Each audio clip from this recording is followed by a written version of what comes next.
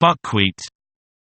If you should chance, after a tempest, to cross a field where buckwheat is growing, you may observe that it looks black and singed, as if a flame of fire had passed over it. And should you ask the reason, a farmer will tell you. The lightning did that. But how is it that the lightning did it? I will tell you what the sparrow told me, and the sparrow heard it from an aged willow which stood, and still stands for that matter, close to the field of buckwheat. This willow is tall and venerable, though old and crippled. Its trunk is split clear through the middle, and grass and blackberry tendrils creep out through the cleft. The tree bends forward, and its branches droop like long, green hair. In the fields around the willow grew rye, wheat, and oats, beautiful oats that, when ripe, looked like little yellow canary birds sitting on a branch. The harvest had been blessed, and the fuller the ears of grain the lower they bowed their heads in reverent humility. There was also a field of buckwheat lying just in front of the old willow.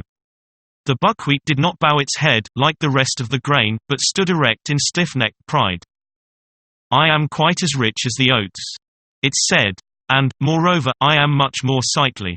My flowers are as pretty as apple blossoms. It is a treat to look at me and my companions. Old willow, do you know anything more beautiful than we?" The willow nodded his head, as much as to say, "Indeed I do." But the buckwheat was so puffed with pride that it only said, "The stupid tree. He is so old that grass is growing out of his body." Now there came on a dreadful storm, and the flowers of the field folded their leaves or bent their heads as it passed over them. The buckwheat flower alone stood erect in all its pride.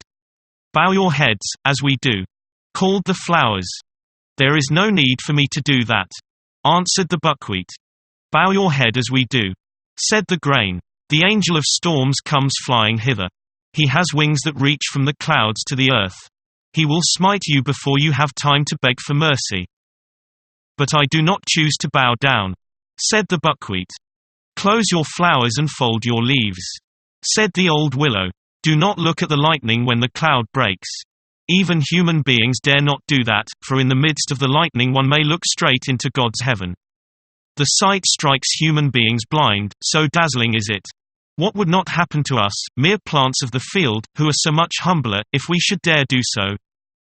So much humbler. Indeed, if there is a chance, I shall look right into God's heaven." And in its pride and haughtiness it did so. The flashes of lightning were so awful that it seemed as if the whole world were in flames. When the tempest was over, both the grain and the flowers, greatly refreshed by the rain, again stood erect in the pure, quiet air. But the buckwheat had been burned as black as a cinder by the lightning and stood in the field like a dead, useless weed. The old willow waved his branches to and fro in the wind, and large drops of water fell from his green leaves, as if he was shedding tears.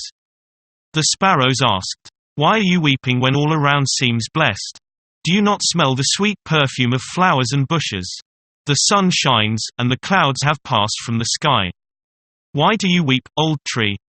Then the willow told him of the buckwheat's stubborn pride and of the punishment which followed. "I, who tell this tale, heard it from the sparrows.